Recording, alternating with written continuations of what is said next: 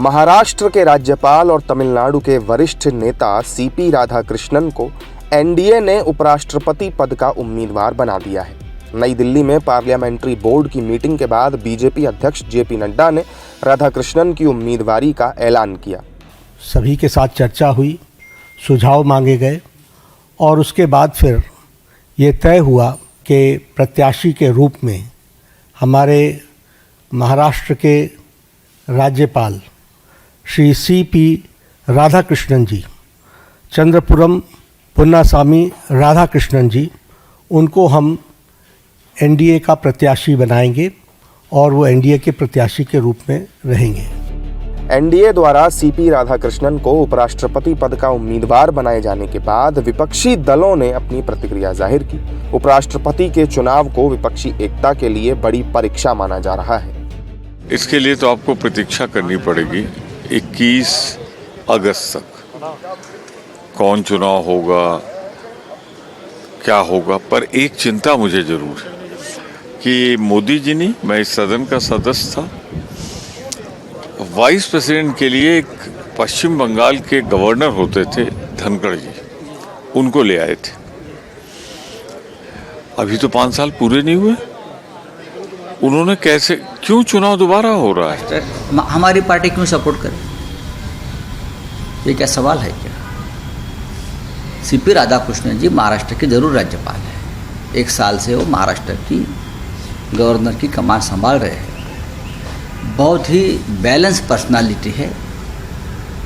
तमिलनाडु से आते हैं। तमिलनाडु में भारतीय जनता पार्टी का प्रभाव बढ़ाने के लिए राधाकृष्णन जी ने मेहनत की है। वहाँ के पार्टी के प्रेसिडेंट रहे।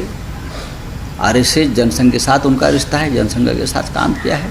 कृष्ण जी का जो नाम आ रहा है तो उससे यही पता चल रहा है वो आरएसएस और बीजेपी के बहुत क्लोज है और महाराष्ट्र में उनको जानबूझ के भेजा गया था जी, कि महाराष्ट्र में जो गड़बड़ हो रही थी या होने वाली थी उसको रुकाने के लिए या कंट्रोल लाने के लिए उनको यहाँ पे भेजा था, ऐसे हम कह सकते हैं। अभी उनको उपराष्ट्रपति वहाँ पे बनाया जा रहा है, उनका अभिनंदन हम सब करते हैं। लेकिन धनखड़ साहब का क्या हुआ वो भी उन्होंने देखना चाहिए, क्योंकि धनखड़ साहब ने क्या किया था, तो उन्होंने जो विरोधी पक्ष है उनका एक प्रस्ताव आया था, सरकार को न पूछते उन्होंने वो सरकार स्वीकारा था। अब सब नेताओं से बात करने के बाद ही देखा जाएगा, वैसे कंसेंसस तो ठीक होता ही। सीपी राधाकृष्णन को एनडीए का उपराष्ट्रपति पद का उम्मीदवार बनाए जाने पर बीजेपी और उसके सहयोगी दलों ने भी इस फैसले का पूर्ण समर्थन किया है। एनडीए के उपराष्ट्रपति के उम्मीदवार आदरणीय राधाकृष्णन जी को बहुत बहुत शुभकामनाएं देता हूं।